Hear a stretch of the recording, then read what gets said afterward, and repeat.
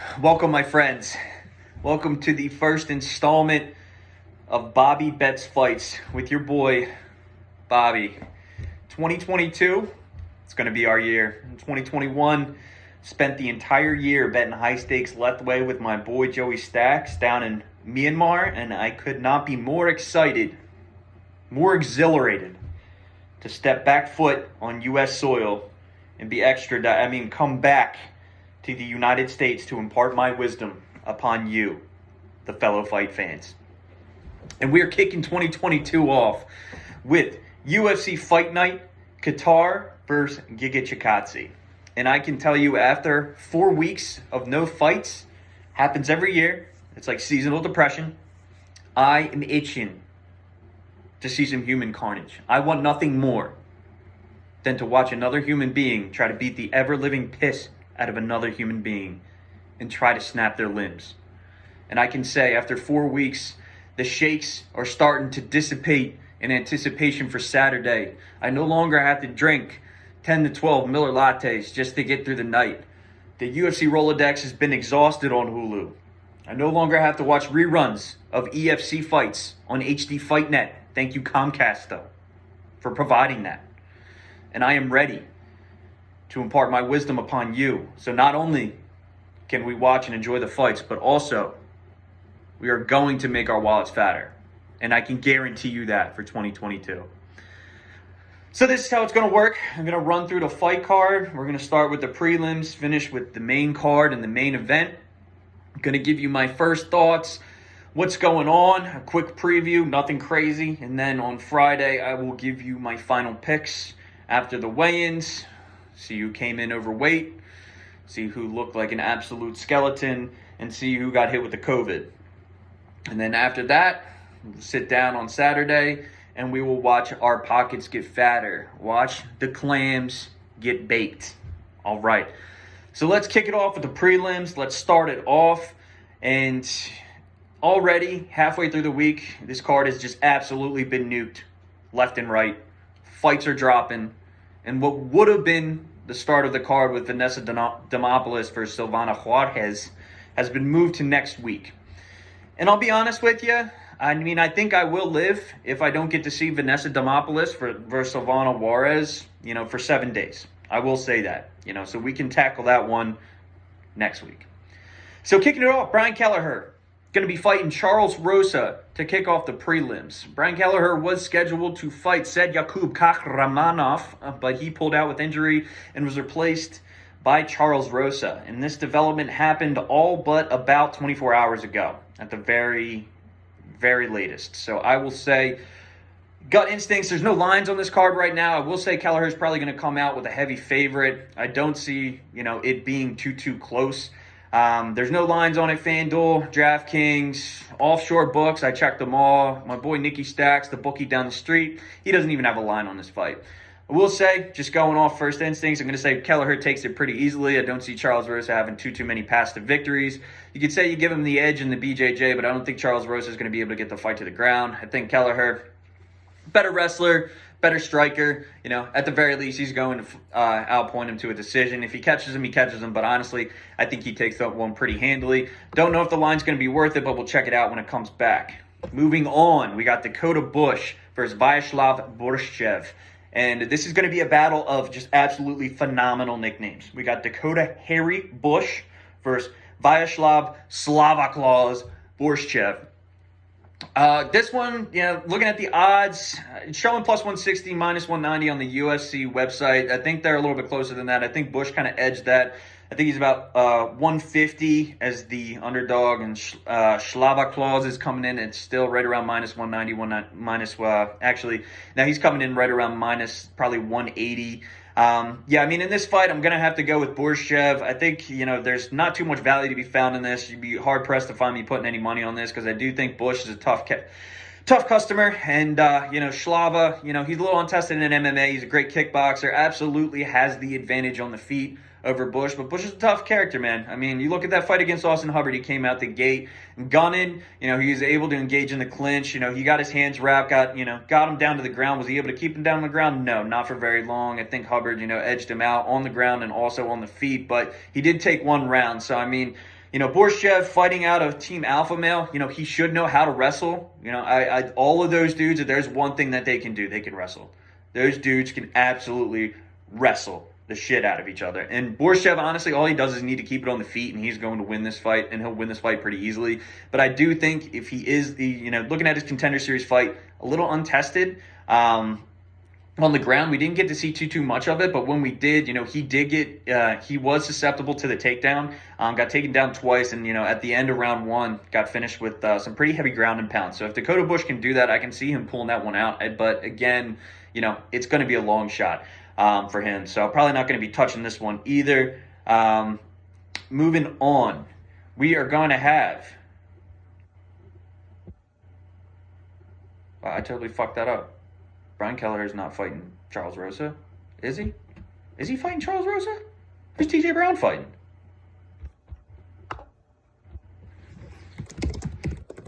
All right, well, we are not going to stop rolling the video now. We're going to try to figure out this card because I may have totally fucked this up, and I absolutely have. So Brian Kelleher is going to be fighting Kevin fucking CROOM. Kevin fucking CROOM. Let's backtrack for a second. All right, let's go back and let's talk about Kevin CROOM versus Brian Kelleher. Jesus Christ. I'm in the wrong weight class. What's wrong with me? Jesus Christ. All right, Kevin CROOM. Kevin CROOM versus Kelleher. Similar situation to Rosa. Kevin CROOM, you're looking at, you give him the edge in BJJ, but against Alex Caceres, he looked like a lost puppy because he couldn't get him down to the ground. And I just don't see him being able to get Kelleher to the ground. I'm giving Kelleher the edge in the stand-up. I'm not looking at the stats right now, but I can assume that CROOM, he's a kind of a wiry character. I imagine he might have the reach advantage, but still, I just think that, looking at his stand-up, he pieced up Roosevelt Roberts. I guess you could call it that. He landed a left, it looked decent, but he came out with all these feints. Like, he's feinting from, a mile away. He's not, I honestly think if he comes out with the same game plan he did against Caceres, I think Kelleher is going to win this one easily. So I'm not really going to change it up too much. I'm going to give it to Kelleher. I think the line's going to come out. I think Kelleher is going to be a heavy favorite. CROOM's taking the fight on short notice, so, not much changes there. And, yeah, let's move on. So now we have TJ Brown versus Charles Rosa. So let's take a look at this fight here. TJ Brown versus Charles Rosa. So, again, Charles Rosa coming in against TJ Brown. TJ Brown's been preparing for the fight. Been preparing for a fight against Gabriel Benitez. So, you're talking about a much different opponent coming in against Charles Rosa. You got Gabriel Benitez who, is going to want to keep the fight on the feet. Not too much on the ground for Benitez. He takes it there when he has to take it there. He'll use his BJJ and wrestling to get back up to his feet. But, he's going to be firing off leg kicks. And he's got one of the nastiest lefts in the game. And you're going to completely eliminate that and bring in a guy who doesn't have that great a stand-up and a guy who's more of a BJJ, kind of going to roll you up and try to look for an arm, see what he can do, maybe grab a neck. But honestly, I don't see him being able to overcome TJ Brown's volume. If we look at the fight line, I'm just going to pull it up real quick on FanDuel. Yeah, TJ Brown, minus 220. I really think he is going to win that fight, and I really don't see much value in that fight because, again, with Charles Rosa, what's Charles Rosa got to do to win this fight? He could, stay heavy with volume. He's got decent kicks. He's kind of coming from a karate stance where he can stay on the balls of his feet. He can keep you at distance, but I really think TJ Brown's going to be more explosive. He's going to put together the better combinations as opposed to just these 1-2s that Charles Rosa is going to bring to the table. And I really think TJ Brown's going to take this one fairly easily. But, with that line, I'm not touching it at minus 220. It's really not too much value in that. So let's move on. We got Court McGee versus Rami Brahimaj. And we're going to take a little latte intermission here. Cleanse the palate, keep us talking. And here we go. So Court McGee versus Rami Brahimaj, again with this fight, is dead even, minus 110. I believe Brahimaj was a little bit of a favorite, slipped down to even, but there really wasn't too much here. What I will say about this fight, I don't know, too much on Brahimaj. I'm going to have to take a look at some more film, but he fought Sasha Politnikov, who's a kickboxer, and if we're being honest, very questionable, whether or not, him getting the call in the UFC to begin with You know, he came in with like a record of, I think, 5-2. You know, very unaccomplished on the ground, very awful defensive wrestler, and it was fairly easy for Brahimaj in that fight to get him to the ground. I think if I remember correctly, Politnikov slipped, and then it was just game over from there. Brahimaj was on top of him and just didn't let him go. Ended up choking him out.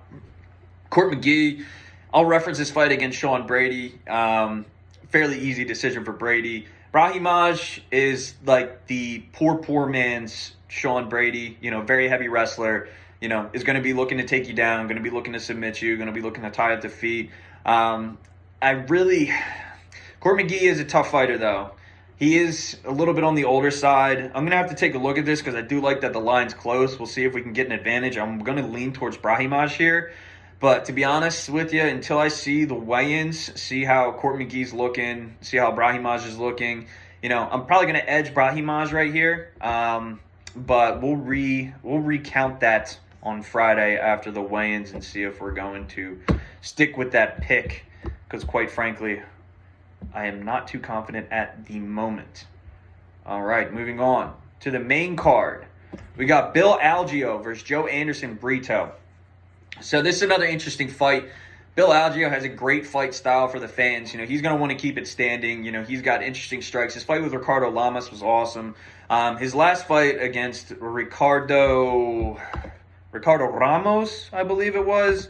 Ramos wrestled him, and that's kind of been Algeo's kryptonite, is the wrestling. I mean, he gets taken down fairly easily. He's got good BJJ, but again, like in the UFC, man, it's tough to submit someone off your back. I mean, we're beyond the years of someone just being able to wrap up the legs and pull together a triangle or, you know, turn and rip an arm bar. I mean, maybe you see it in women's MMA a little bit more with the submissions, but, I mean, coming off your back, it's tough. And I think Algeo, in this fight, he's going to want to keep it standing, but that's kind of the thing with Joe Anderson Brito. I mean, this dude's a wild man. I watched some of his fights back in Brazil, and you watch the Contender Series fight. This dude is just absolutely in your face. When he's ready to go, he's just going to leap and he's just going to start throwing absolute heavy bombs, okay? And he's going to go and he's going to come with hooks. He's going to come with kicks. He's going to throw the entire kitchen sink at you, okay? And that's what makes it so unpredictable in this fight, is because you just don't know how it's going to go. I mean, Algeo normally has been able to fight at his pace. He's been able to sit back, make reads, but I just don't think he's going to be able to do it with Brito. I think Brito is going to sit there. He's going to throw his feints. He may feel out the situation a little bit, but when he blitzes, he's unpredictable. And that's what also worries about me, because, you know, if Algeo catches him on the way in, that could turn the entire fight in his favor right there. But Brito, I mean, honestly, I can totally see this fight just being an absolute, you know, dominant performance from round 1 to round 3 for Brito, just because he's able to get Algeo in a clinch, get him down on the ground, and then just hold him down there for an extended period of time. I think Algeo can get back up to his feet. I mean, I think he showed that pretty well against Ramos, but I mean, you know, I just don't think he's going to be able to outpoint Brito. I think at the end of the day, that's going to be the tough part. So we'll take a look at that one on Friday, but, you know, I got to give the edge to Brito there. Will I bet it? Not sure, but we'll check back on Friday after the weigh-ins. This slobber knocker, the next one up here, Jake Collier versus Chase Sherman. This is going to be a fight that absolutely, I don't think anyone's going to want to see. I mean, you look on paper, if you don't watch too many of the fights, you think, oh, heavyweights, like we're going to see a knockout. Absolutely. If there's one thing I would bet, and I'm probably sure if I go to FanDuel right now, the odds are absurd, so you're not going to be able to get it, but that this fight is probably going to go to a decision, honestly. It's gonna be tough. Okay, you got Chase Sherman, vanilla gorilla. I cannot stand watching Chase Sherman fight. You see Chase Sherman and you see his build, and you're like, okay, this guy's gonna throw hands. He's got decent, you know, he can kick. You know, he tries to work the front leg. He tries to beat it up, you know, and then, you know, work on the body. But it's boring. His fights are so boring. And against Parker Porter, you looked at that fight on paper. I think Sherman was the heaviest favorite in that fight, and he came out and he got dominated by Parker Porter. Just absolutely dominated by Parker fucking Porter. And that's not a knock on Parker Porter, because he has fought some good fights. And he has earned the respect in the UFC. But coming into that fight, Sherman was the heavy favorite, and he just gassed in the second round. Both guys gassed, but Parker Porter had much more in the tank and a lot more for him, tagging him up on the feet. Sherman couldn't do anything. Sherman literally at one point stepped back in the third round and put his hands on his hips and just looked like he was absolutely about to go into cardiac arrest. So in this fight, I'm going to edge Jake Collier. Watching Jake Collier, looked at some of his previous fights. He's a volume guy, and I really think against Chase Sherman that's going to pay heavy dividends throughout the fight. He's going to be the one that's going to be busier. He's going to touch. He's going to pitter-patter. He's not going to knock you out. I really don't think Sherman's going to hit the mat on this one. Like, I really think that Collier is going to be the one that's going to, piece him up on the feet. Little patty cake shots, just bop, bop, bop, bop, bop. And he's going to work the legs as well. Both guys have kicks, but I think Collier's just going to be the busier fighter at the end of the day. So I'm going to edge Collier on that. And, we'll see if we put that on the card. I mean, minus 130, that's pretty decent. Moving on, Brandon Royval versus Rogerio Bontorin. So this particular fight, I really, really, really like Brandon Royval. This is the first fight that I'm actually fairly confident in with, that I'm going to put money on it. There's probably going to... This thing's a fucking piece of shit. Okay. Sorry about that. Still learning how to use a camcorder, but picking up where we left off. Brandon Royval versus Rogerio Bontorin. This is a fight where I can tell you I absolutely am going to be putting units on Brandon Royval. Probably a handful of them. I really like the advantages that he has in this fight over Bontorin. Honestly, you got to be impressed by his performance against Kai Frank. I mean, on the feet, dude, he's a pressure fighter. He's going to be in your face 24/7. He does not let you get settled. Decent performance against Moreno. That fight was back and forth. Moreno definitely edging it in the first, but a dislocated shoulder. Unfortunately, Royval couldn't continue. And then Royval, with Pantoja out-wrestled him, but I will tell you right now, Pantoja was getting gassed towards the end of that fight. Was able to drag him down and get the choke. You're fighting a cannibal, man. I mean, Pantoja is no slouch, probably going to get a title shot. So, that's not a knock on Royval, honestly. Bontorin, you look against the fight against Kai France. I mean, the one thing that I noticed in that fight, his stand-up, he's throwing heavy bombs, but he's a lot of, he's wide like this. Brandon Royval's going to come in, and he's going to come in with straight shots. I wouldn't be surprised if Royval tags up Bontorin.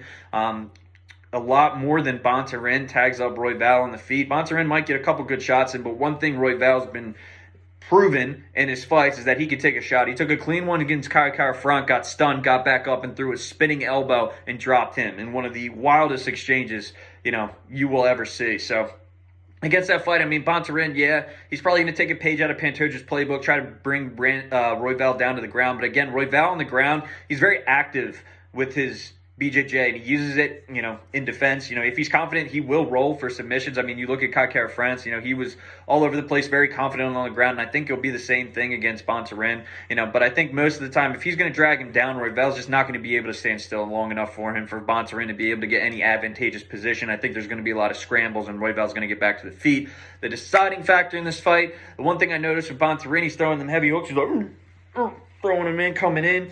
When he was backed up against a kid against Kai France, I saw a lot of this. Trying to get his head off the center line, just ducking with these big actions. You can't do that, especially with Royval, who's throwing knees up the middle. I think Royval's going to be able to pick up on that. If Bontorin's still doing the same head movement, there's exaggerated boxing slips where he's getting his head that far off the center line, it's going to leave him open to a knee up the middle. It's going to leave him open to, if Royval puts together a combination, decides to get off the center line, move to the right, left kick, right to the jaw, bop, or even an uppercut up the middle. I just see a lot of ways Brandon Royval can win this fight, and honestly, at the end of the day, his pace is just going to be too much for Bontorin. So, Royval, pretty confident in. Line's moving in his favor, minus 174. Honestly, I'd bet it up to minus 200. Pretty confident in Brandon Royval. Moving on, Katlyn Chookagian, blonde fighter versus Jennifer Maia. It's a fight that already occurred. Chookagian beat Maia, I believe, by unanimous decision. Like all of Katlyn Chookagian's fights, she wins by a decision. With this one, I mean, honestly, you got to go with Chookagian.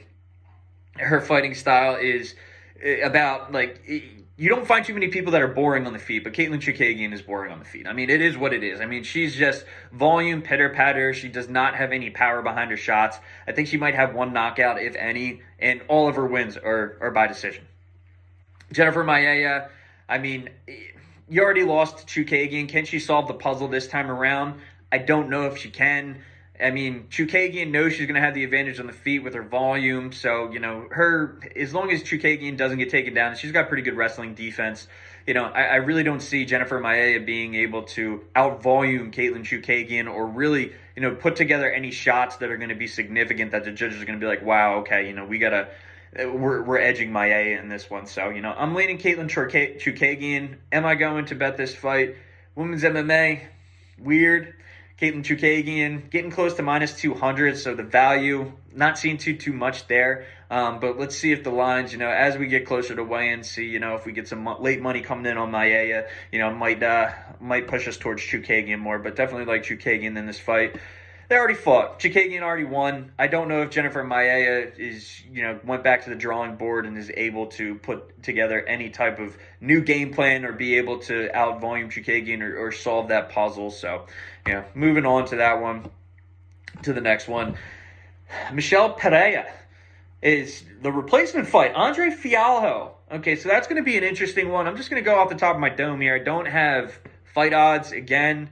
This is going to be similar to the Charles Rosa situation and the Kevin CROOM situation with that debacle previously. But the books don't have lines on it right now. But, I'm going to edge Michelle Pereira just because he's just an absolute wild card.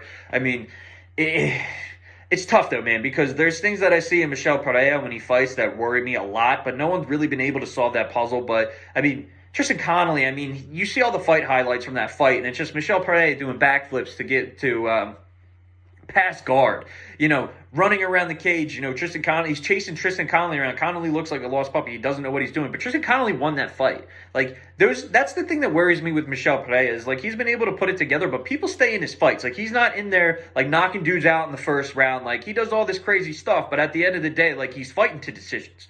And anytime you're fighting to a decision, and you run into someone, there's going to be someone that picks you apart. And that's what really worries me. Andre Fialho, I'm going to have to go and watch some tape on him, honestly, and we'll see if there's any, what the lines come out and if I see anything there. But, he's no slouch. He's coming into the UFC. He's making his UFC debut. But, the dude's been around the block. He's 14-3, fights out of Sanford MMA, some really good killers there. Really good jib. He's fought in big promotions before. He's fought in the PFL. He's fought in Bellator. He's fought Chris Curtis, who's been on an absolute tear. He lost that fight due to ground and pound, back in 2019. But again, that's just a testament. He's not fighting, he's not coming in fighting cans and making his UFC debut and have to fight Michelle Pereira. No, he's fought, looking through his body of work recently, he's been on a 4-fight win streak, starting with James Vick. I'm pretty sure that was James Vick's retirement fight in XMMA. That was a pretty brutal knockout. So, I wish James Vick the best. But, yeah, that was not too much to go off in that one. Sang Hoon Yu win by punches in UAE Warriors. Lincoln Puig 10-3. KO, UAE Warriors round 1, and then Stefan Sekulic, 14-4 in UAE Warriors, won by elbow and punches in the first round. So, good body of work from Fialho. We'll have to take a look, but, again, just going off of what I've seen from Pereira, he lets people stay in fights. He's an exciting fighter. He's going to jump off the cage with Superman punches. He's going to do backflips. He's going to look like a Capoeira, insane man, and he's going to land some shots. It's just I don't when he's getting pressured, especially against Nico Price. He pieced up Nico Price, and Nico Price, very slow start in that fight. But in the third round, Michelle Pereira won. Hold on one second. Little latte break. Michelle Pereira in that fight in the third round looked absolutely gassed, and Nico Price had a lot more in the tank for him. Couldn't put him away. But, that's just one of the many things. When he's getting pressured, he moves straight back. He's got his head back like this. He looks like he's very uncomfortable when people pressure him. So if you get a fighter who's not afraid to bite down on the mouthpiece, pick his shots at the right moment, and put combinations together and back him up against the cage, I really don't think that he's, you're going to see, you're going to see a very close fight. So, I'm not sold on Michelle Pereira. I think, depending on who he fights, he can be dominant, but, he worries me a lot. So we'll see what the line comes out on that after the weigh-ins. So Calvin Kattar versus Giga Chikadze in our main event, finally getting to the main event. So with this one, the obvious play, you look at it on paper, if you know anything about Giga Chikadze and you know anything about Calvin Kattar, you're going to lead Giga Chikadze just because of his fighting style. He's a very accomplished kickboxer. came into MMA. He's been on an absolute tear lately. 3-fight KO streak. Before that, a couple UDs, but he's really come into his own. And he, coming back and looking at his body of work, I mean, just the fight against Omar Morales, I mean, he chewed up that dude's leg. Like, some of those kicks some of the kicks that dude is firing off, they're just lightning quick. And everyone, Benitez, who was supposed to be on this card, they always talk about his kicks. And Chikadze literally got offended. He's like, I have the best kicks in the UFC. And honestly, after watching that Morales fight, watching him fight Edson Barboza, I have to, side with that. I really do think Chikadze, as much as I hate to admit it, because he sounds like kind of a fucking prick, I'll be honest with you, in some of his press conferences, especially the shit he said against ALGEO. Like, what the fuck you got against Bill ALGEO, dude? Like, who is upset with Bill ALGEO in the UFC? Like, no one has beef with him. Like, that's ridiculous. And he's just out here, fuck Bill ALGEO. Like, dude. You're fighting Calvin Kattar, bro. Why are you picking fights with ALGEO? What did ALGEO say that was so bad? But anyway, Calvin Kattar, the man's an assassin, but, he's got a very heavy boxing approach. So, he's going to be, in order for him to land those shots, I mean, he's going to be pretty heavy on that front leg. And he's got to know that Chikadze is aware of that, and he's going to try to exploit that. So I'm really interested to see how Calvin Kattar is going to be able to dig down and get off his shots and his boxing combinations. So, I mean, it's a 5-round fight, and that's kind of what worries me. Has Chikadze gone 3 rounds? Yes, he has. He's gone 3 rounds, no problem.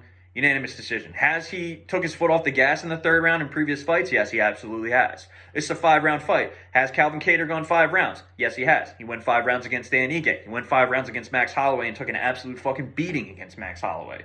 So it's those things that add up where it's just there's too many variables to really be confident in this fight, honestly, right now at this point, especially with the lines. I mean, what are you going to, at minus 235, I don't see value in Chikadze. And honestly, I mean, the matchup stylistically for Kattar, it's a tough one. I mean, honestly, if you're going to bet this fight, you're going to sprinkle, some pocket chains on Kattar, to be honest with you, because I just don't think, or you're using Chikadze as a parlay piece. But honestly, I think it's going to be a lot closer of a fight than people think it's going to be for the line. Honestly, I think Kattar's a tough, like, the dude's a straight dog. I mean, let's be honest. He's a dog. Like, he took an incredible amount of shots from Max Holloway. And yeah, Max Holloway doesn't have the greatest punching power in the world, but like you said, he is arguably the best boxer in the UFC, and he was piecing him up. Like, Dana White was worried that Calvin Kattar was going to have brain damage after the fight. He's like, we got to get this dude to the hospital. But Calvin Kattar's just a tough son of a bitch. Like, at the end of the day, in a 5-round fight, especially against Magomed Shapirov, everyone said that he was slowing down. If that was a 5-round fight, Kattar might have had, like, the tides were turning in that 3rd round. So you never know. I mean, I think Kattar at the end of the day has the heart to be in it, and especially if Chikadze slows down in the end, like the 4th and 5th in those championship rounds. I don't know, man. I don't know. I think Kattar's got a real shot at it at that point, But again, you're going off paper. If you're just looking at it solely on paper and the body of work, the type of fighter that Giga Chikadze is, with those kicks, accomplished kickboxer. You've seen his wrestling defense for the most part. He doesn't get taken down, and that's one thing that you got to mention, because everyone's like, oh, well, what if he gets taken down? Well, if he hasn't gotten taken down, then that's a testament to him. He's got good takedown defense. All he's got to do is keep it standing. He doesn't have to go down there and lock up a fucking Peruvian necktie. All he's got to do is stand and trade. So it's going to be a closer fight than I think people think, because Kattar's a tough son of a bitch. But again, I'm leaning Chikadze, but I don't see any value in the line. So I mean, right now, if we're looking at it right now off the top, just to give you a brief rundown, because I know I didn't say much, didn't give you much on who I'm going to be betting. We're going to be putting units on Brandon Royval. Really interested with Jake Collier, just because I think Chase Sherman is an absolute load in a can. Joe Anderson, BRITO versus Bill ALGEO is another one we're going to have to keep an eye on. And then in the prelims, let's take a look at it. Depending on the lines that come out with TJ Brown's already a heavy favorite. But I mean, the line against Kelleher versus Kevin CROOM, we'll have to take a look at that one as well. But yeah, I mean, those are the first thoughts. We'll see how weigh-ins go. We'll see how many more fights get taken out with this COVID nonsense. And yeah, we'll put something together. And we'll sauce them up on Saturday, and we'll have a good time. And that is the wrap on the first thoughts for Kattar versus Chikadze. So I will see all yous on Friday. Cheers.